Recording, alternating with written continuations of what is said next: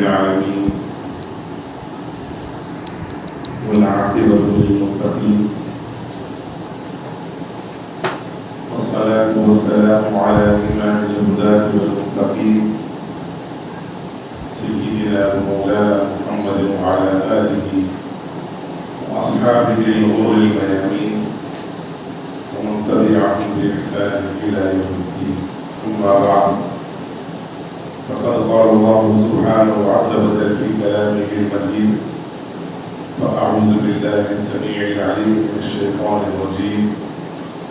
بسم الله الرحمن الرحيم. طه ما أنزلنا عليك القرآن لتشقى إلا تذكرة لمن يخشى. صدق الله العظيم. محترم علماء کرام اور مدرسہ فضل النساء البنات کرنول کے معلمات و طالبات اور باہر سے تشریف لائی ہوئی پردگار باعزت ماں بہن، قرآن کریم اللہ تبارک و تعالیٰ کی کتاب ہے۔ اللہ تعالیٰ نے اس کتاب کو انسانیت کی رہبری اور ہدایت کے لیے نازل فرمایا۔ انسانوں کی ہدایت کے لیے اللہ نے اس کتاب کو نازل فرما کر تمام انسانوں پر رحم کا، فضل کا، عافیت کا معاملہ فرمایا۔ یہی وجہ اللہ تعالیٰ فرماتے ہیں: اِنَّ هَذَا الْقُرْآنَ يَهْدِي لِلَّتِي هِيَ أَقْوَمُ۔ یہ قرآن وہ کتاب ہے جو سیدھے راستے کی رہنمائی کرتی ہے۔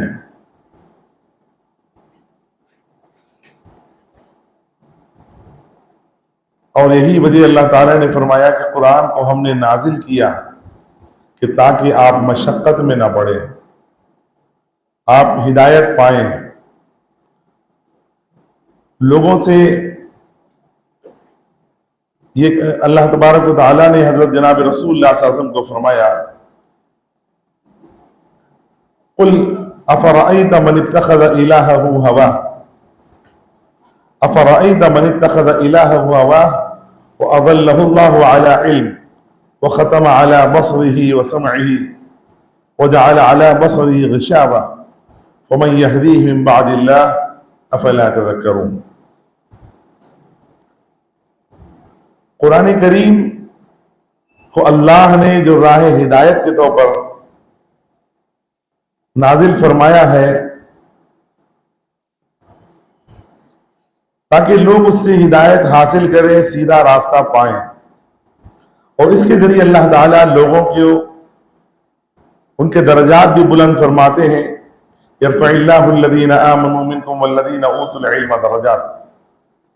اور اللہ کے نبی صلی اللہ علیہ وسلم نے یہ فرمایا: ان اللہ یرفع بہذا الکتاب اقواما ویضع بہ آخرین۔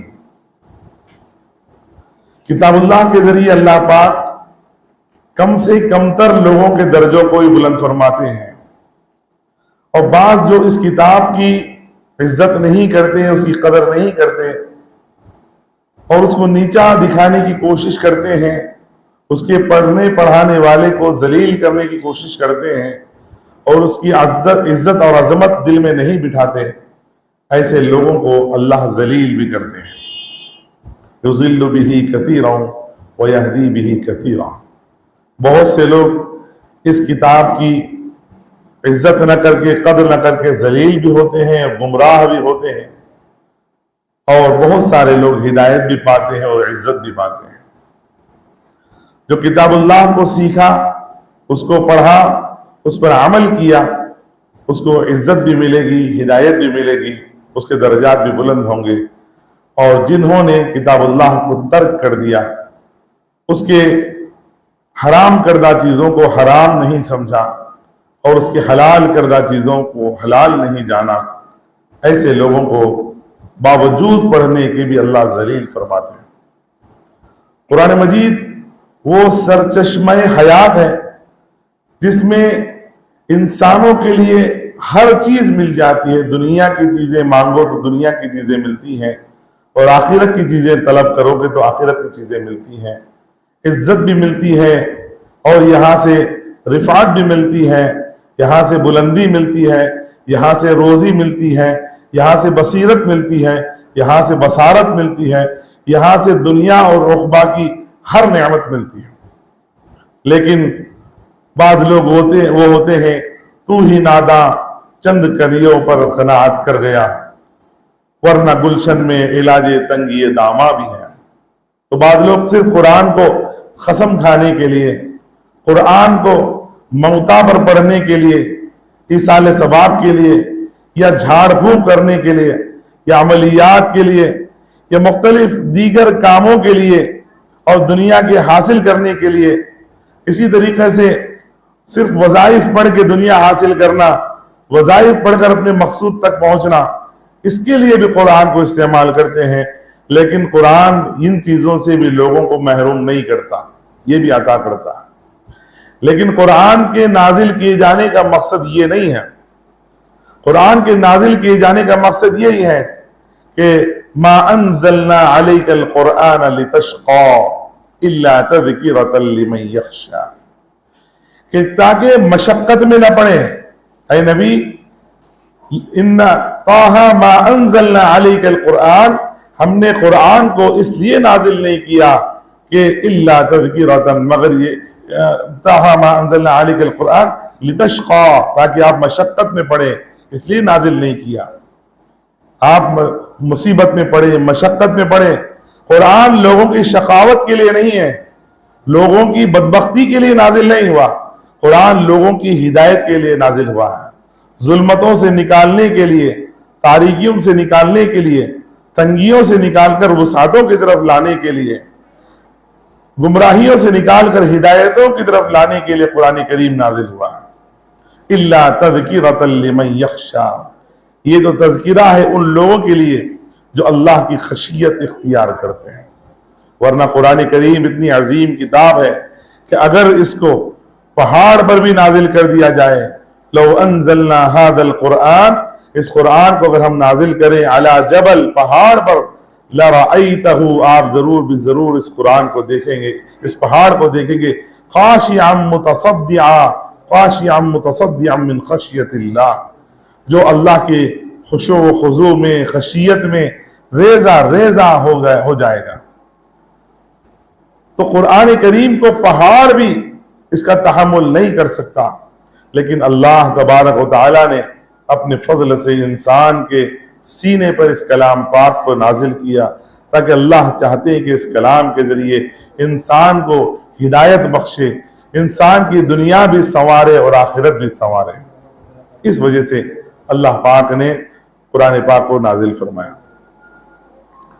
لیکن اگر ہم اس قرآن پاک کو صرف پڑھنے پڑھانے کے حد تک رکھیں، یا صرف موتا پر پڑھنے کے لیے رکھیں، یا صرف جو ہے فعال کھولنے کے لیے رکھیں، یا پھر عملیات کے لیے رکھیں، تو پھر قرآن کا اس کا یہ مقصد نہیں ہے۔ پڑھنے پڑھانے کے ساتھ ساتھ اس پر عمل بھی ہے، اس کی حلال کو حلال جاننا، اس کے حرام کو حرام جاننا، اور اس کے اندر جو عقیدے ہیں ان عقیدوں کو دل اور دماغ میں بٹھانا، اور جو دین کے بنیادیں ہیں ان بنیادوں کو اپنے اندر مضبوط کرنا، عملی زندگی میں اتارنا، یہ ضروری ہے۔ ورنہ صرف قرآن دنیاوی مقاصد کے لیے استعمال کیا جائے گا تو ہم اس کے ایک بڑی نعمت سے محروم ہو جائیں گے، اس کے ایک بڑے مقصد سے محروم ہو جائیں گے۔ قرآن کو پڑھ کر اللہ تبارک و تعالیٰ نے پڑھنے والوں کو بڑے درجات عطا فرمائے۔ حضرت عمر رضی اللہ تعالیٰ عنہ نے اپنے دور میں مکہ کے ایک صاحب کو گورنر بنایا تھا، حاکم بنایا تھا۔ جب وہ سفر میں گئے تو وہ بھی وہاں ان سے ملاقات کرنے لگے، جو جن کا نام نافع ہے۔ پوچھا کہ نافع، میں نے تم کو مکہ کا امیر بنایا تھا، تم یہاں کیا کر رہے ہو؟ تمہارے مقام پر کس کو بٹھا کر آیا ہو؟ حضرت نافع نے کہا کہ میں عبد الرحمن ابن ابزہ کو بٹھا کر آیا ہوں۔ کہا کہ کون ہے عبد الرحمن ابن ابزہ؟ تو انہوں نے نافع نے بتایا کہ یہ ہمارا ایک آزاد کردہ غلام ہے۔ تو حضرت عمر نے فرمایا کہ آزاد کردہ غلاموں کو کب سے امیر اور حاکم بنانے لگے؟ تو حضرت نافع نے عرض کیا کہ امیر المومنین یہ قرآن کے حافظ بھی ہیں، قرآن کو اچھا پڑھتے ہیں اور اس کے ماہر بھی ہیں، اس کے عالم بھی ہیں۔ تو حضرت عمر رضی اللہ تعالیٰ نے فرمایا کہ عبد الرحمن ابن ابزا ان لوگوں میں سے ہے اللہ رب الجلال نے جن کو قرآن کی وجہ سے عزت بخشی ہے۔ اللہ تبارک و تعالی غلاموں کو بھی حاکم بنا دیتے ہیں اس قرآن کی بدولت۔ اس کلام اللہ میں ہر چیز کا علاج ہے۔ اس کلام اللہ کے ذریعے ایک غلام جو غلام وقت تھا وہ بادشاہ اور حاکم بھی بن گیا۔ یہ اللہ کے کلام کی برکت ہے۔ آج لوگوں کے دلوں میں ہماری عزت نہیں ہے۔ کیوں نہیں ہے؟ ہم نے اپنے علماء کی قدر کرنی چھوڑ دی اور قرآن پاک کو اس کے مقاصد کے تحت پڑھنا ہم نے چھوڑ دیا۔ آج ہمارے درمیان عزت صرف ان لوگوں کی ہے جن کو زیادہ پیسے ملتے ہیں، بڑی تنخواہیں ہیں، ان کی ہمارے نظروں میں عزت ہے۔ چاہے وہ نالی جھاڑنے والا ہی کیوں نہ ہو، اگر اس کی تنخواہ بڑی ہے تو اس کی ہمارے درمیان عزت ہے۔ کوئی عالم ہے جو 10,000 روپے 15,000 روپے ماہانہ کمائے، پھر ان کی عزت نہیں۔ لوگ کہیں گے کہ بھائی مولانا ہے، 10-15,000 روپے میں کیا کریں گے؟ اور اگر ایک معمولی کام کرنے والا سرکاری ملازم ہے، جھاڑو لگانے والا بھی ہے، اگر اس کی 20-25-30,000 روپے تنخواہ ہوگی تو کہیں گے کہ بھائی یہ تو سرکاری ملازم ہے، اس کی تو قدر ہونی چاہیے۔ میری ماں بہنوں، سب سے بڑی عزت اگر کسی کی ہے تو اللہ کے کلام کے پڑھنے اور پڑھانے والوں کی۔ اللہ کے نبی صلی اللہ علیہ وسلم نے فرمایا خیرکم من تعلم القرآن وعلمہ، تم میں سب سے بہتر وہ ہے جو قرآن کریم کو پڑھے اور پڑھائے۔ قرآن کریم کو پڑھنے پڑھانے والے سارے انسانوں میں افضل ہے، سارے انسانوں میں افضل ہے۔ قرآن کی مثال ایسی ہے کہ دنیا کی تمام کتابوں میں سب سے اونچی اور اعلیٰ مثال ہے، جیسے اللہ کی مثال تمام مخلوقات میں ہے، جیسے رسول اللہ صلی اللہ علیہ وسلم کی مثال تمام انبیاء پر ہے، جیسے جبرائیل علیہ السلام کی مثال تمام فرشتوں پر ہے، جیسے علماء کی مثال بقیہ انسانوں پر ہے، جس طرح چاند کی مثال ستاروں پر، چاند کی عظمت ستاروں پر ہے، ایسے ہی قرآن کی مثال تمام کتابوں پر ہے۔ جس کو قرآن کا علم مل گیا اس کو دنیا کے سارے علوم مل گئے، سارے علوم سے اعلیٰ و ارفع ہے۔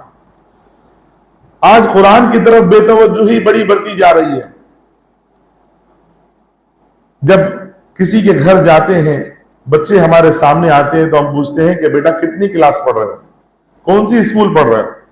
بچہ کہتا ہے کہ میں کتنی کلاس پڑھ رہا ہوں، فلاں اسکول پڑھ رہا ہوں، تو لوگ بڑے خوش ہوتے ہیں۔ اور پوچھنے والے کا مقصد بھی یہ ہوتا ہے کیا پڑھ رہے ہو، تو اسکول مقصد ہوتا ہے، اور بولنے والے کا مقصد بھی اسکول ہوتا ہے۔ حالانکہ یاد رکھیے اسکول کا جو یہ نظام ہے یہ مدارس کے نظام کے مخالفت میں بنایا ہوا نظام ہے۔ اس کو دوسرا درجہ دینا چاہیے۔ سب سے پہلا درجہ مدارس کے نظام کو، اس کی تعلیم کو دینا چاہیے۔ اس بات کی کوشش کریں کہ سب سے پہلے ہمارے بچے قرآن کے پڑھنے والے، قرآن کے سیکھنے والے، اس کے سمجھنے والے بنے، اور ہمارے بچوں کا ایمان مضبوط ہو۔ اس بات کی ہمیشہ فکر کرنی چاہیے۔ ملک کے حالات اور آنے والے جو حالات ہیں کس قدر سنگین ہے اور کس قدر خطرناک ہے۔ ایمان کو بچانا مشکل ہو چکا ہے۔ لڑکوں کا ایمان بچنا، لڑکیوں کا ایمان بچنا کس قدر دشوار ہوتا چلا جا رہا ہے۔ آج کل سوشل میڈیا اور یوٹیوب کے ذریعے کیسے ہمارے نوجوانوں کو، ہمارے لڑکوں کو، لڑکیوں کو بہلایا جا رہا، بہکایا جا رہا ہے اور ایمان سے متنفر کیا جا رہا۔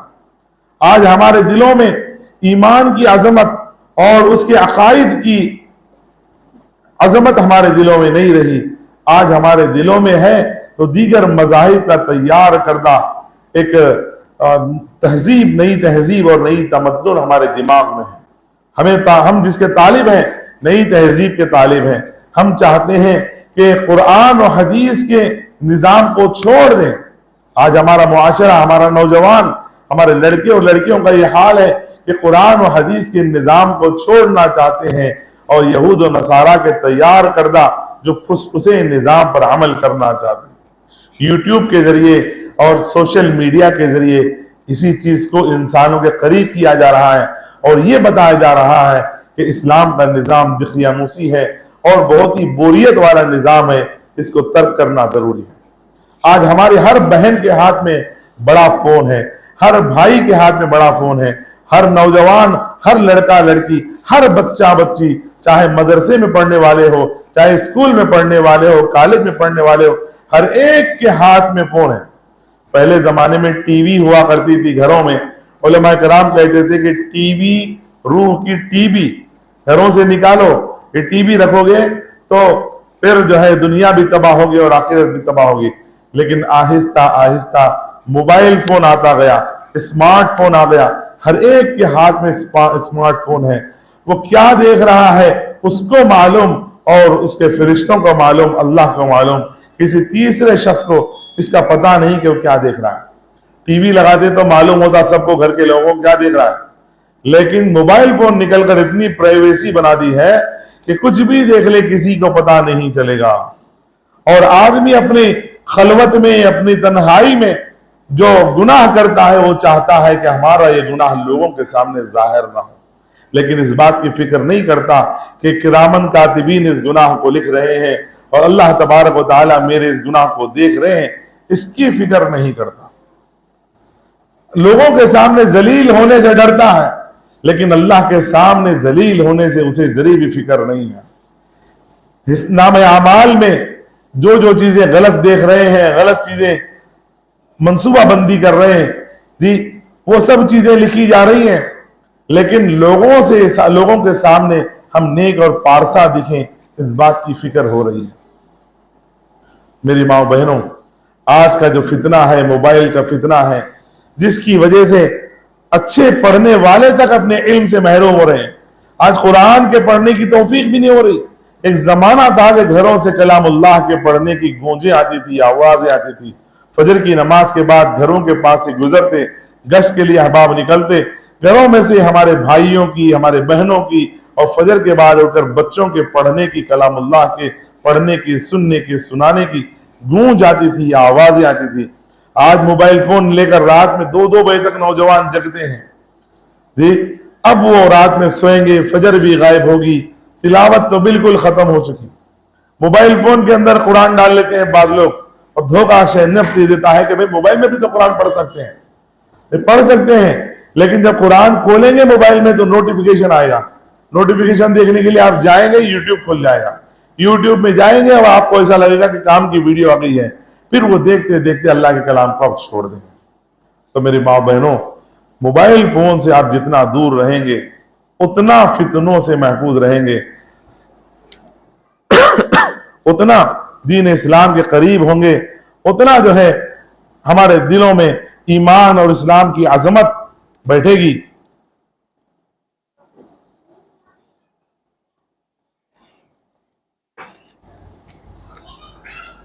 اور جتنا موبائل فون کے قریب ہوتے چلے جائیں گے اتنا اللہ کی رحمت سے بھی دور ہوں گے، ہمارے دلوں میں مردنی چھا جائے گی اور ہمارے دل و دماغ پر کنٹرول حاصل کر لے گا یہ موبائل فون۔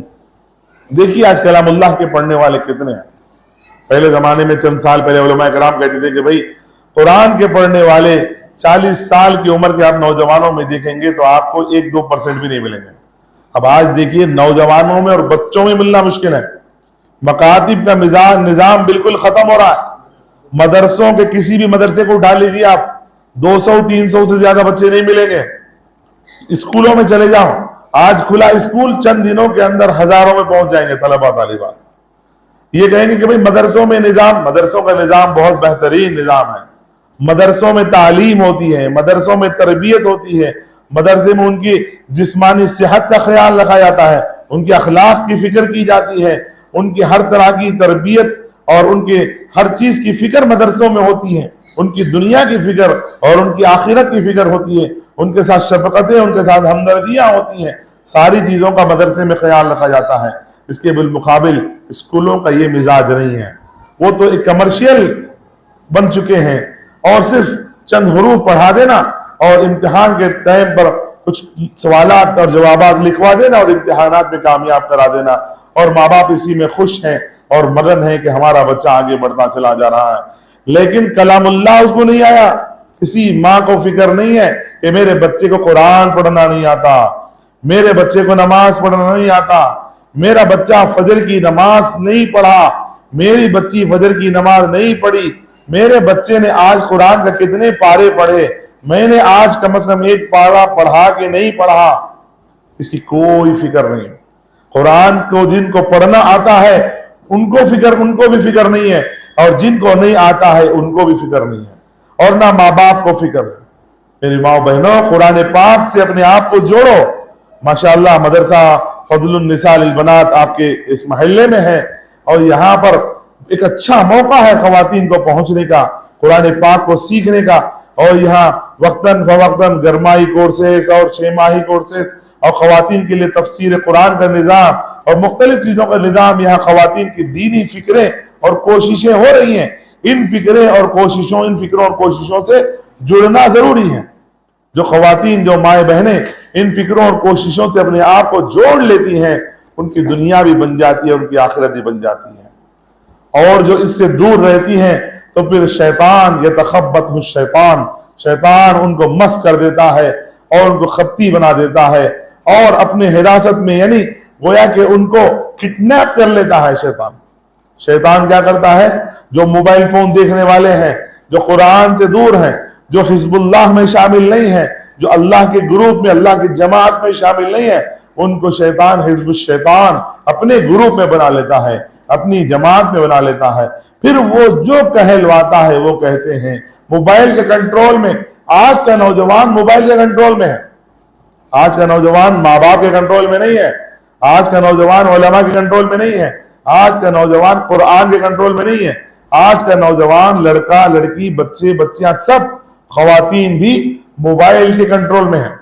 اگر آپ کو کہیں کہ بھئی فلاں طریقہ سنت ہے، آپ عمل نہیں کریں گے، مزاج یہ بن گیا۔ فلاں طریقہ سنت ہے، عمل نہیں کریں گے۔ یہ کہا جائے کہ بھئی سائنس یہ کہتی ہے اگر آپ ایسا کریں گے تو آپ کو صحت ملے گی، ایسا کرے تو یہ ہوگا، برابر اس پر عمل کریں۔ یعنی عشق نبوی ہمارے اندر سے ختم ہوتا چلا جا رہا ہے، عشق نبوی ختم ہوتا چلا جا رہا ہے، محبت نبوی ختم ہوتا چلا جا رہا ہے، سنتیں ہمارے درمیان سے مفقود ہو رہی ہیں۔ مسلمان کی پہچان یہ ہے کہ ہمارا اٹھنا بیٹھنا، ہمارا ہر عمل سنت کے مطابق ہونا چاہیے۔ وہ چیزیں ہمارے اندر سے ختم ہو چکی ہیں، صرف رہ گئی رسم ازاں روح بلالی نہ رہی، رہ گیا فلسفہ تلقین غزالی نہ رہی۔ ہمارا یہ حال ہے آج کہ صرف رسم ازاں رہ گئی، اذان ہو رہی ہے لیکن روح اندر نہیں ہے، نماز پڑھ رہے ہیں لیکن وہ روحانیت ہمارے اندر نہیں ہے، مسجد عالی شان بن رہی ہے لیکن ہمارے اندر وہ نمازی بننا ہمارے اندر نہیں ہے۔ جیسے کہ علامہ اقبال نے کہا کہ مسجد تو بنا لی شب بھر میں ایمان کی حرارت والوں نے، من اپنا پرانا پاپی ہے برسوں سے نمازی بن نہ سکا۔ قرآن مجید کو بھی ہم نے ایک رسم بنا لیا جی، قرآن خوانیاں کرنا، آیت کریمہ کرنا، لوگوں کو جوڑنا، یہ ساری چیزیں، صدق اللہ کرنا، فلاں کرنا، یہ سب ہم نے رسمیں بنا لی ہیں۔ اللہ کے کلام کے ساتھ رسمیں بنا لی۔ قرآن آج ہماری زندگیوں کو کیوں نہیں بدل رہا؟ قرآن خود دعویٰ کر رہا ہے کہ ہدایت کے لیے آیا ہے، نماز دعویٰ کر رہی ہے کہ یہ اللہ تبارک و تعالیٰ جو نماز پڑھتا ہے اس کے اندر سے فواحش کو نکال دیتے ہیں، منکرات کو نکال دیتے ہیں، اور یہ نماز روکتی ہے، ان الصلاۃ تنہی عن الفحشاء والمنکر، منکرات سے روکتی ہے، فحشاء سے روکتی ہے، فحش چیزوں سے روکتی ہے۔ نہ ہماری نماز فحش اور منکر سے روکتی ہے، نہ ہمارا قرآن ہم کو جہالت والی باتوں سے روکتا ہے، غلط ہمارے خیالات سے روکتا ہے، نہ غلط خواہشات سے روکتا ہے۔ ہم نے دین کو اور قرآن کو ہم نے اپنے خواہشات کا محور نہیں بنایا، ہم نے خواہشات کا محور دنیا والوں کے لیے بنایا، دنیا کی چیزوں کو ہم نے اپنے خواہشات کی چیزیں بنائی۔ یاد رکھو، جو لوگ قرآن اور حدیث کو اپنی خواہشات کا محور نہ بنائے، دنیا کو بنائے، اہوا کو بنائے، خدا کو نہ بنائے، یاد رکھو وہ ذلیل ہوں گے۔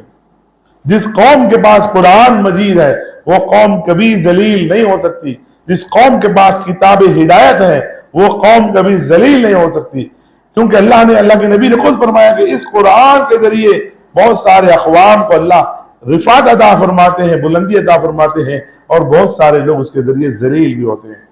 آج ہمارا حال یہ ہے کہ ہم اس کتاب ہدایت کو ترک کر کے ذلیل ہو رہے ہیں۔ گنوا دی ہم نے وہ میراث جو اسلاف سے پائی تھی، گنوا دی ہم نے وہ میراث جو اسلاف سے پائی تھی، سریا سے زمین پر آسمان نے ہم کو دے مارا۔ ہمارا حال یہ ہے کہ جو ہمارے بڑوں سے جو ہم نے میراث پائی تھی، حضرت عمر رضی اللہ تعالیٰ عنہ جس جگہ سے آتے تھے، جس راستے سے آتے تھے، اس راستے سے سامنا کرنے کے لیے شیطان ڈرتا تھا، شیطان ڈرتا تھا۔ ایک زمانہ یہ تھا کہ دشمنان اسلام مسلمانوں کے رعب اور دبدبے سے ڈرتے تھے، مسلمانوں کے دلوں میں اللہ کی محبت تھی، دنیا کی محبت نہیں تھی، موت سے نفرت نہیں تھی، موت سے محبت تھی، یہ دنیا کو چند روزہ سمجھتے تھے۔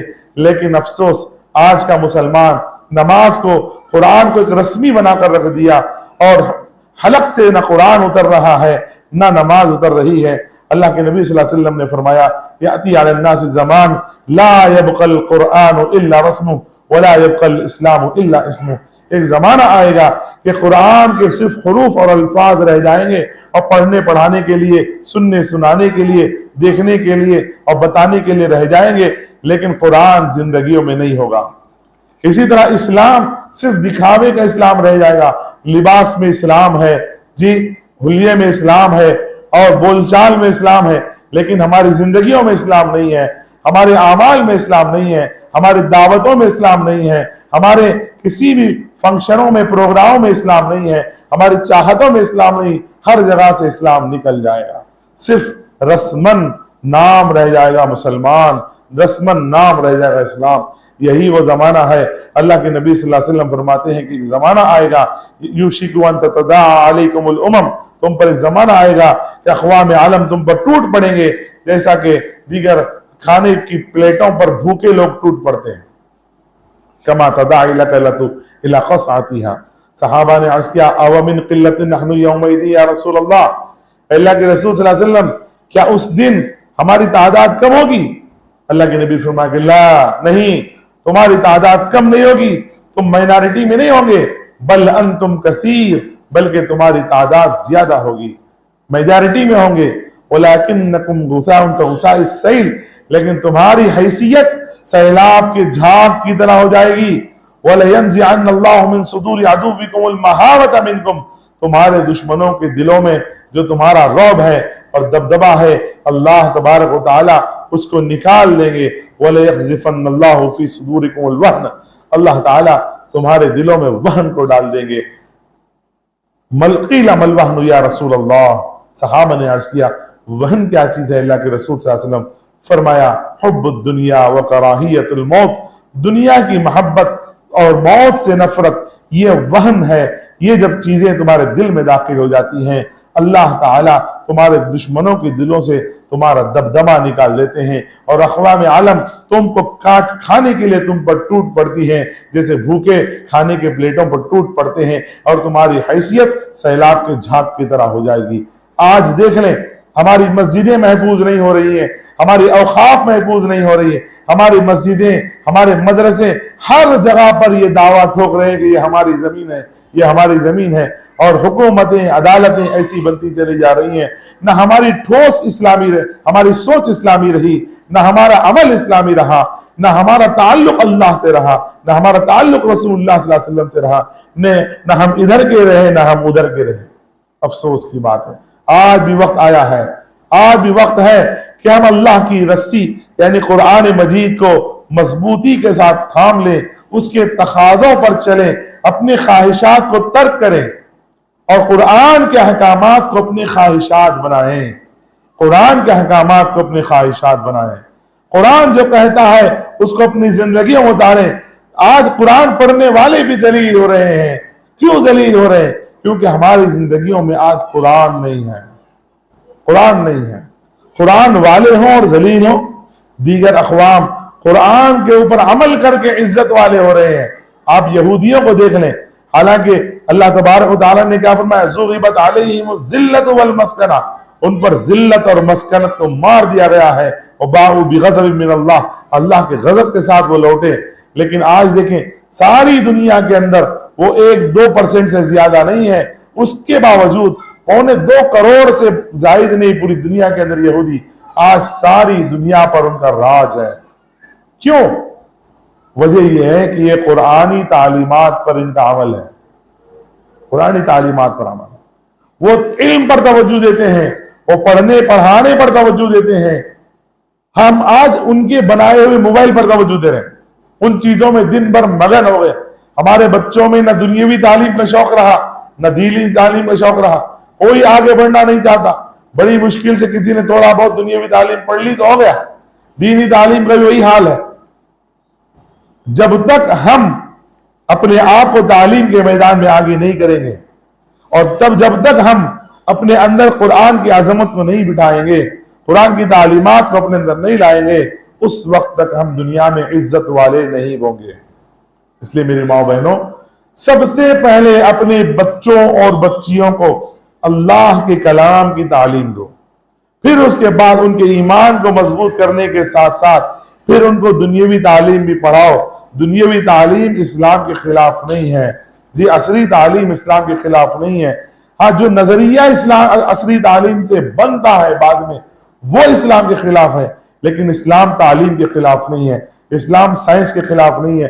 لیکن مسلمان پہلے پکا مسلمان تو بنے، اپنے بچے کو پہلے پکا مومن تو بناؤ، پھر اس کے بعد آپ جو چاہے پڑھاؤ، اپنے ایمان پر باقی رہے گا۔ لیکن ہوتا یہ ہے کہ ہم بچوں کو ایمان مضبوط نہیں کراتے، ہم اپنے بچوں کو ایمان سکھاتے نہیں، نہ توحید سکھاتے ہیں، نہ رسالت سکھاتے ہیں، شروع میں لے جا کر یہود و نصارہ اور مشرکین کے گودوں میں بٹھا دیتے ہیں۔ اسکولوں میں ماؤں کی تربیتیں آج ختم ہو چکی ہیں، آج تربیت کر رہے ہیں تو ہمارے بچوں کی یہود و نصارہ کر رہے ہیں، یہود و نصارہ کر رہے ہیں۔ ایک واقعہ میں آپ کو سنا کر اپنی بات ختم کرتا ہوں کہ یہود اور نصارہ بڑے پریشان ہو کر مسلمانوں کے حالات سے، مسلمانوں کی جو بڑھتی ہوئی آبادی ہے، اس آبادی سے پریشان ہو کر جو ان کے پوپ ہیں، جو ان کے بڑے پادری ہیں، ان کے پاس گئے، جا کر شکایت کرنے لگے کہ مسلمانوں کی تعداد بہت بڑھ گئی ہے، مسلمان بہت زیادہ تعداد میں ہو گئے ہیں، ہمارے لیے آگے چل کر بہت مشکل ہو جائے گا، پاپولیشن بہت بڑھ گیا ہے۔ تو اس یہودی اور نصرانی پوپ اور پادری نے یہ کہا، سوال کیا سب سے پہلے کہ یہ بتاؤ کہ ان کے بچے پڑھتے کہاں ہیں؟ تو انہوں نے بتایا کہ ان کے بچے ہمارے اسکولوں میں پڑھتے ہیں۔ تو فوراً اس نے کہا کہ اب آپ کو پریشان ہونے کی ضرورت نہیں ہے، کیونکہ وہ ہمارے پاس پڑھتے ہیں، ہماری تربیت پاتے ہیں، ہماری تعلیم پاتے ہیں، تو پھر وہ بچے ان کے نہیں، وہ بچے ہمارے ہیں۔ مسلمانوں کے گھر میں پیدا ہوئے، مسلمانوں کے گھر میں پلے بڑھے، لیکن اندر سے ذہن اور دماغ یہودیانہ ہے۔ یہی وجہ ہے کہ آج داڑھی والوں سے نفرت، قرآن والوں سے نفرت، علماء سے نفرت، مدرسوں والوں سے نفرت، اماموں سے نفرت، یہی کام RSS کر رہی ہے، یہی کام یہودی کر رہا ہے، یہی کام نصرانی کر رہا ہے، یہی کام دشمن اسلام کر رہا ہے۔ وہ کیوں کر رہا ہے؟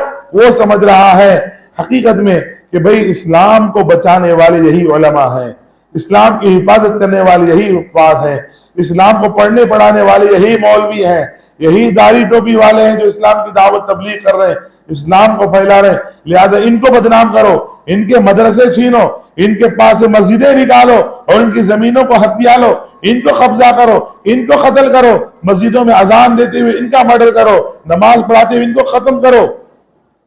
وہ یہ سمجھ رہے ہیں، اور ہماری قوم سمجھ رہی کہ یہ علماء حفاظ بالکل بیکار ہیں۔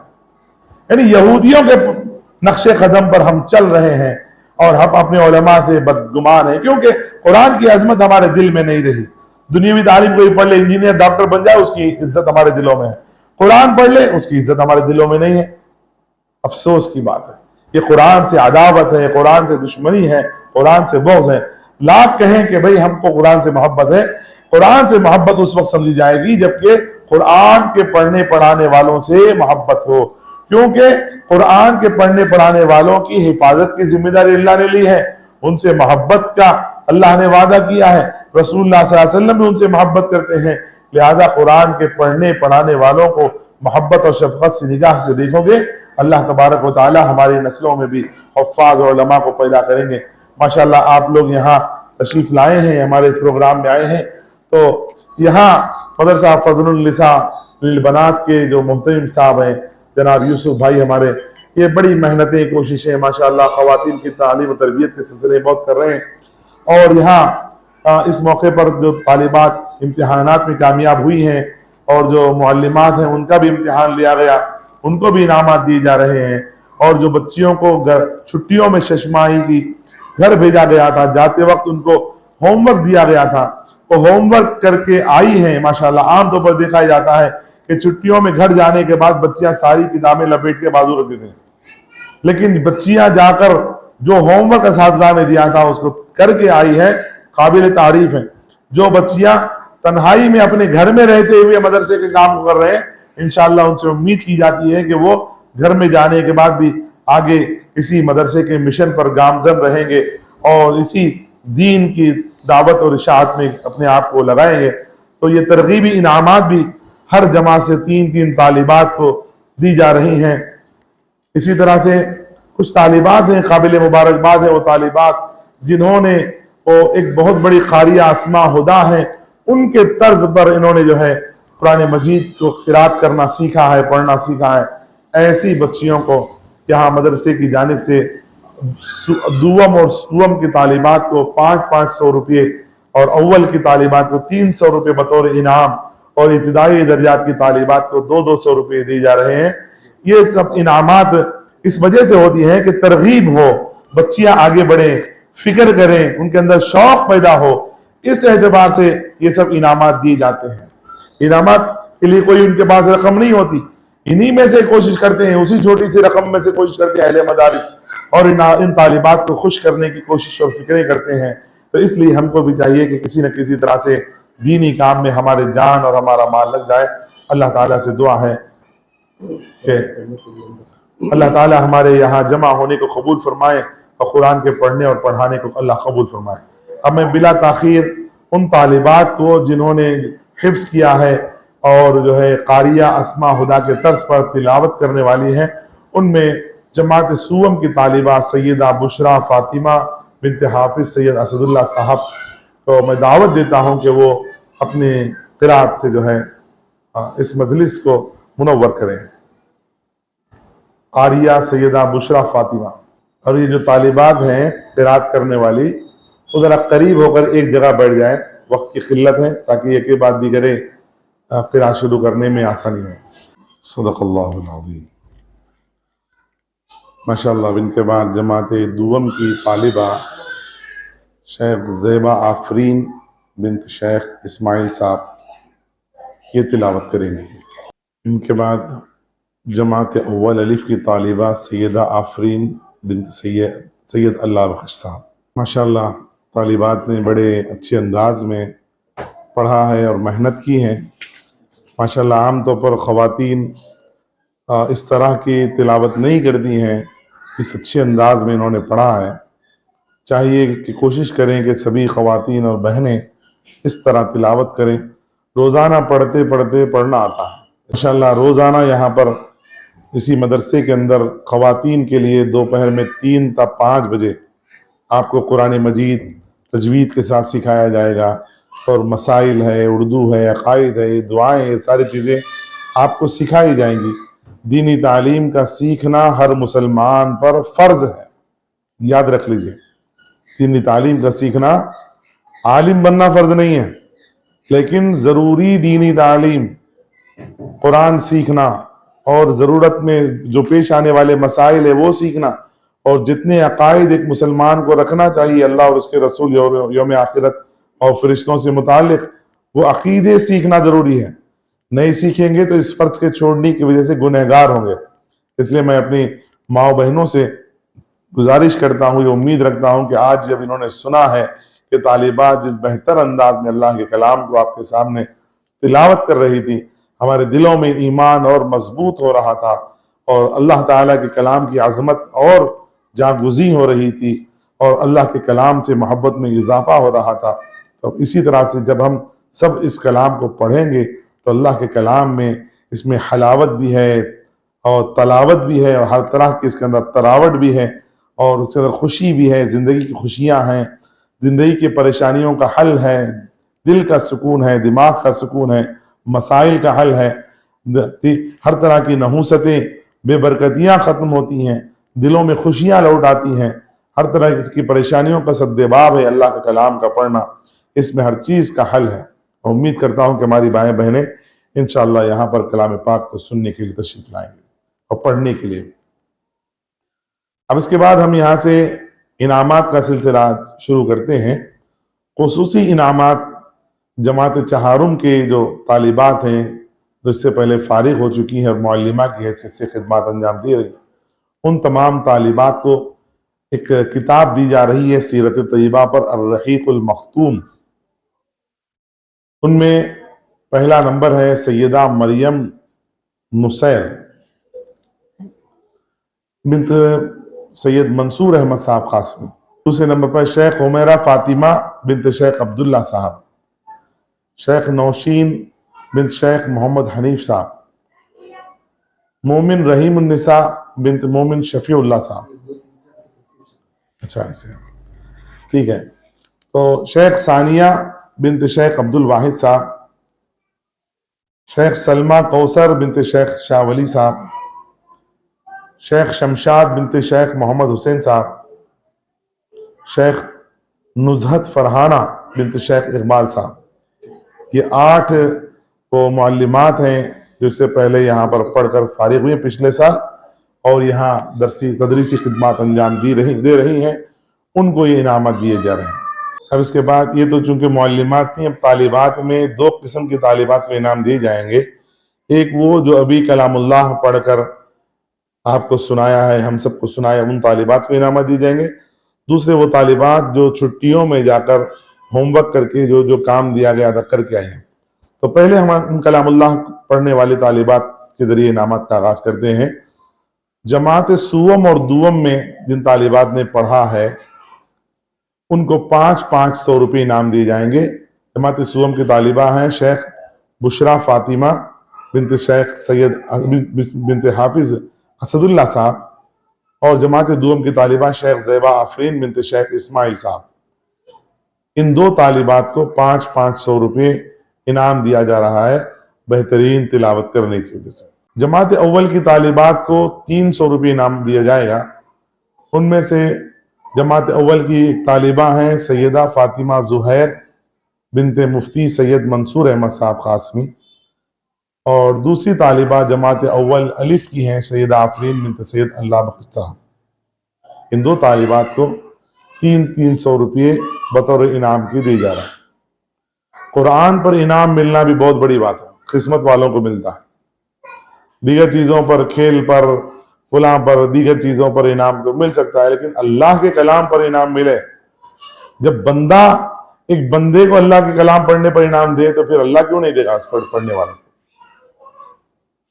ایک بڑی خوش قسمتی کی بات ہے کہ اللہ کے دربار میں بھی آپ بول سکتے ہیں کہ اللہ میں نے دنیا والوں سے تیرے کلام پر انعام لیا تو تیرے کلام پر تو بھی مجھے انعام دے، تو اللہ ضرور دیں گے۔ پھر جماعت ابتدائی کی طالبات کے لیے 200 روپے طے کیا گیا ہے۔ تو ان میں ایک طالبہ ہیں کہ عالیہ بنت کے کریم اللہ صاحب، اور جماعت ابتدائی الف کی طالبہ پی رضوانہ بنت پی چاند بادشاہ صاحب۔ یہ جملہ 6 طالبات ہیں جن کو رقم کی شکل میں انعام دیا گیا۔ اس کے بعد وہ ذمہ دار طالبات جنہوں نے چھٹیوں میں اپنے گھر جانے کے باوجود اپنے دیگر وہاں کے مصروفیات اور کھیل کود اور ملاقاتیں، ان تمام چیزوں میں سے مدرسے کے معلمات کے اور ذمہ داران کے حکم کو سامنے رکھ کر وہ جو ذمہ داری جو کام کرنے کے لیے دیا گیا تھا ہوم ورک وہ کر کے لائیں۔ تو دیکھیے آپ مدرسے والے کیسے اپنے طالبات کے ساتھ ہمدردی والا سلوک رکھتے ہیں کہ بچی گھر کو جا رہی ہوم ورک دے رہے، آنے کے بعد انعام دے رہے۔ آپ کسی اسکول میں آپ نہیں بتا سکتے اس طرح سے کہ ہوم ورک کر کے آئے تو انعام دیا جا رہا ہے۔ ایسے ایسے اسکولز بھی ہیں کہ 15 اگست 26 جنوری کو چند بچوں کو لے کے پروگرام کریں گے، بقیہ سب کو بھگا دیں گے کیونکہ کچھ کھلانا پڑے گا۔ ایسے اسکول میں بچے جائیں گے تو واپس بھی جائیں گے، نہیں ہمارا پروگرام ہی نہیں، کیوں آئیں گے تو کچھ کھلانا پڑے گا۔ وہ کیا انعام دیں گے؟ مدرسے والے الحمدللہ ہر موقع پر بچوں میں تقسیم کرنا، ان کو کھلانا، ان کو پلانا، ان کو خوش رکھنا، تاکہ وہ اللہ کے کلام کے پڑھنے والے اللہ کے نبی صلی اللہ علیہ وسلم کے مہمان ہیں۔ تو ترغیبی انعامات کا جو سلسلہ ہم شروع کر رہے ہیں، ان میں جماعت سوم کی 3 طالبات ہیں۔ ایک سیدہ اسماء بنت سید عزیز صاحب، دوسرے نمبر پر ہیں شیخ نازیہ بنت شیخ شاہ ولی صاحب، تیسرے نمبر پر ہیں شیخ سمیہ تبسم بنت شیخ اقبال صاحب۔ ترغیبی انعامات ان کو دیے جا رہے ہیں۔ یہ جماعت سوم کی طالبات ہیں۔ اس کے بعد جماعت دوم کی 3 طالبات، شیخ شاہین بنت عبد المناف، شیخ تبسم بنت شیخ ذاکر باشا صاحب، شیخ شبانہ بنت شیخ عبد الشکور صاحب۔ یہ 3 جماعت دوم کی طالبات، ان کو ترغیبی انعام دیا جا رہا ہے۔ جماعت اول میں سیدہ فاطمہ زہیر بنت مفتی سید منصور احمد صاحب قاسمی، نمبر 2 پر ہیں کے تسمیہ بنت کے کریم اللہ صاحب، اور تیسرے نمبر پر ہے شیخ ریشمہ بنت شیخ رفیق باشا صاحب۔ پھر جماعت اول الف، اس جماعت کی بھی 3 طالبات ہیں، شیخ عرشیہ انجم بنت شیخ شاشا ولی صاحب، سیدہ آفرین بنت سید اللہ بخش صاحب، تیسرے نمبر پر ہیں شیخ مہرین بنت شیخ مولا علی صاحب۔ جماعت ابتدائی کی 3 طالبات ہیں کہ عالیہ بنت کے کریم اللہ صاحب، شیخ الماس بنت شیخ محمود صاحب، تیسرے نمبر پر ہیں پی رضیہ بنت پی قاسم صاحب۔ جماعت ابتدائی الف، پی چاندنی بنت پی نبی صاحب، پی رضوانہ بنت پی چاند باشا صاحب، تیسرے نمبر پر ہیں شیخ سمیرہ بنت شیخ حسن صاحب۔ اس طرح سے یہ 18 طالبات ہیں جن کو ترغیبی انعام دیا گیا ہے۔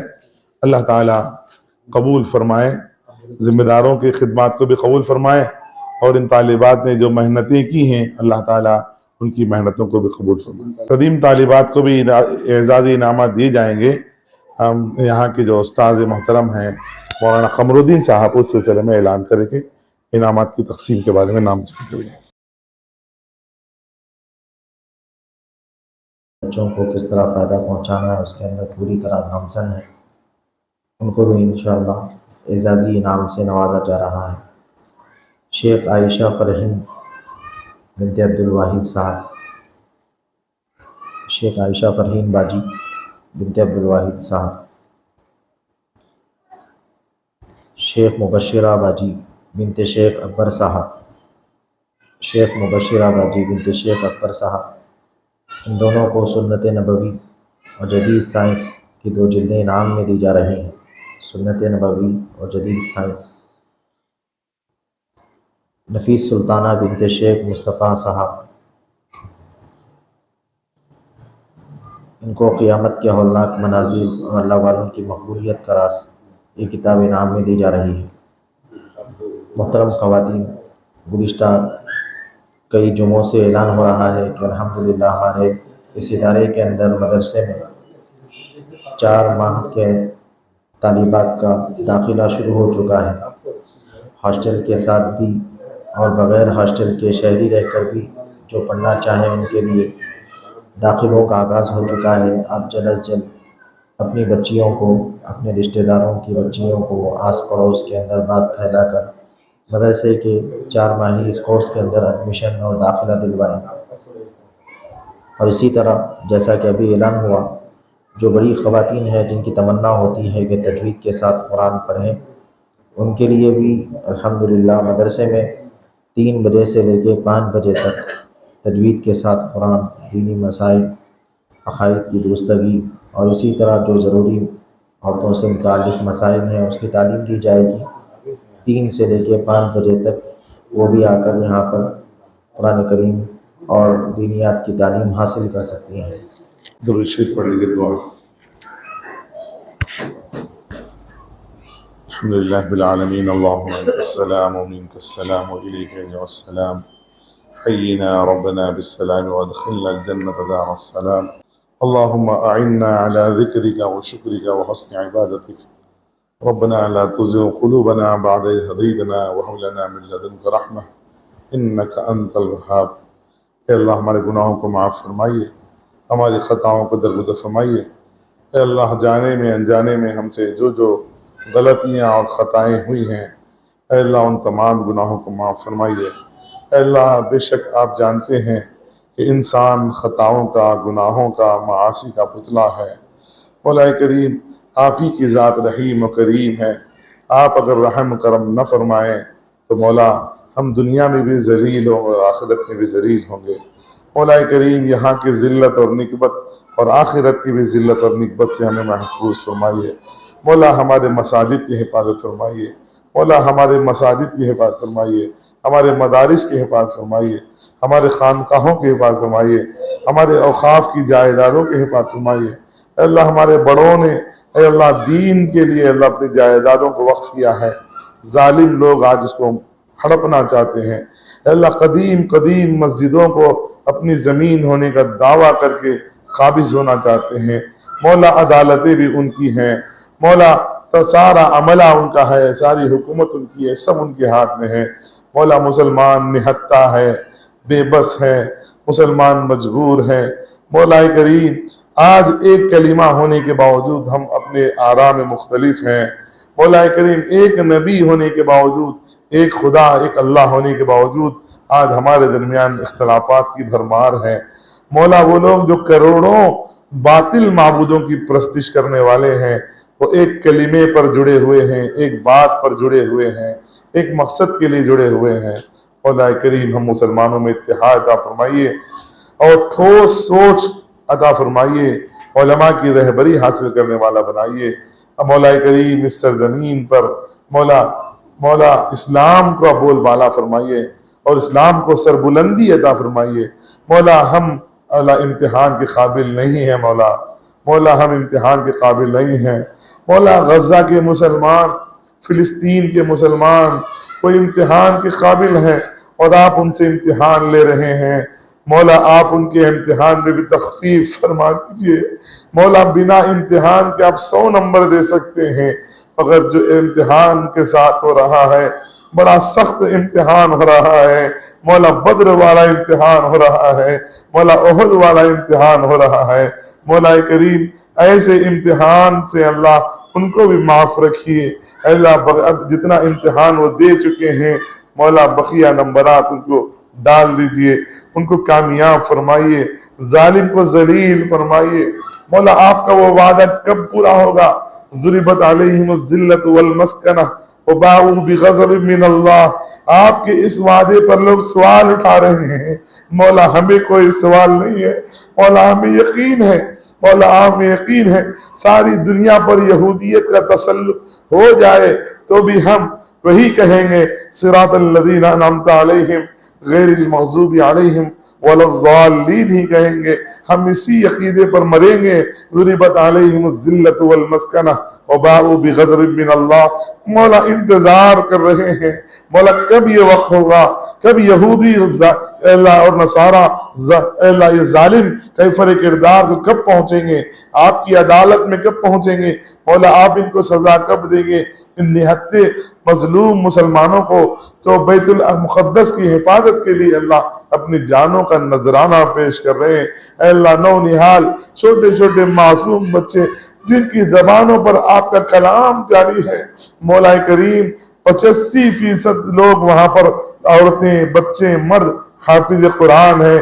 مولا آج ہمارا حال یہ ہے کہ ہمارے پاس 85 کیا 90% لوگ قرآن سے جاہل ہیں، قرآن کو دیکھ کر پڑھنا نہیں جانتے، اور تھوڑوں کو پڑھنا آتا ہے تو تجویز سے نہیں آتا۔ سننے والے کو یہ پتہ نہیں چلتا کہ قرآن پڑھ رہے ہیں یا کیا گنگنا رہے ہیں۔ مولا کریم ہمیں معاف فرمائیے۔ مولا اگر آپ ہم سے اتنا بڑا امتحان لیں گے ہمارا تو ایمانی سلب ہو جائے گا، ہم ایمان پر باقی نہیں رہ سکتے۔ مولا آپ جانتے ہیں ہم کمزور ایمان والے ہیں، کمزور عقیدے والے ہیں، کمزور علم والے ہیں، کمزور صلاحیتیں والے ہیں۔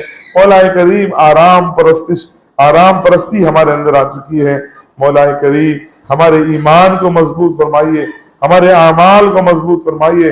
اے اللہ ہمارے تمام بچوں کو، بڑوں کو، خواتین کو قرآن پاک سے جوڑ دیجئے اس وقت سے پہلے کہ وقت آنے کے بعد ہم دنیا میں ذلیل و خوار ہو جائیں۔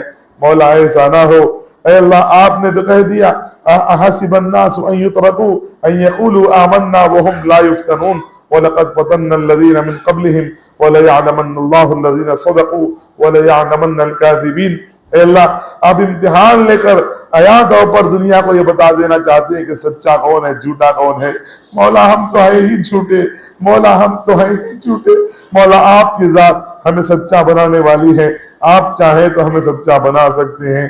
مولا کریم ہمیں ایسا بنا دیجئے ہم آپ کو پسند آ جائیں، ہمیں وہ سنتیں ادا فرمائیے جو نبی پاک صلی اللہ علیہ وسلم کی سنتیں تھیں جو ہماری زندگیوں میں آ جائیں۔ قرآن ہمارا اوڑھنا بچھونا بن جائے، دین ہماری پہچان بن جائے، دین ہماری شناخت بن جائے، اسلام ہماری پہلی پسند بن جائے۔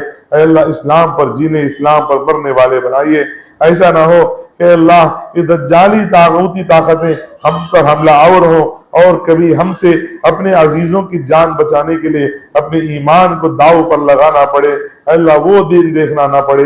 مولا اس سے پہلے ہمارے تمام کے لڑکوں کے، لڑکیوں کے، عورتوں کے، بڑوں کے اللہ سب کے ایمان کو مضبوط فرمائیے۔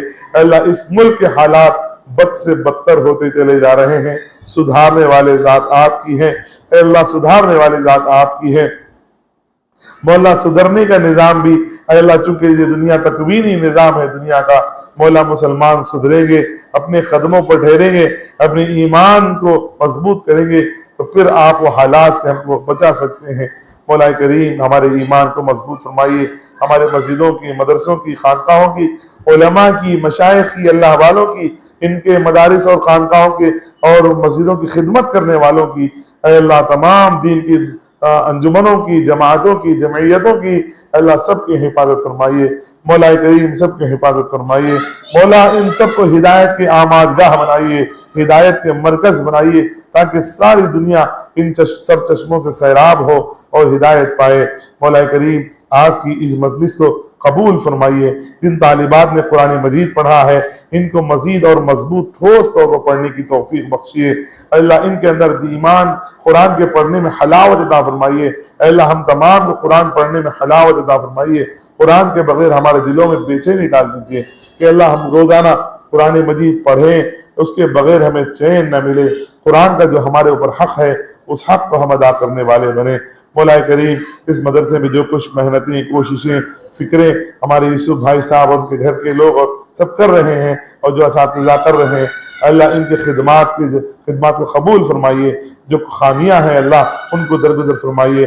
اللہ ان سے مزید خدمت دیجیے۔ اسی طرح اور بھی جتنے لوگ دینی خدمات مدارس وغیرہ میں سب جگہ انجام دے رہے ہیں، مولا کریم ان تمام کی خدمات کو، ہم تمام کی ٹوٹی پھوٹی خدمات کو قبول فرمائیے۔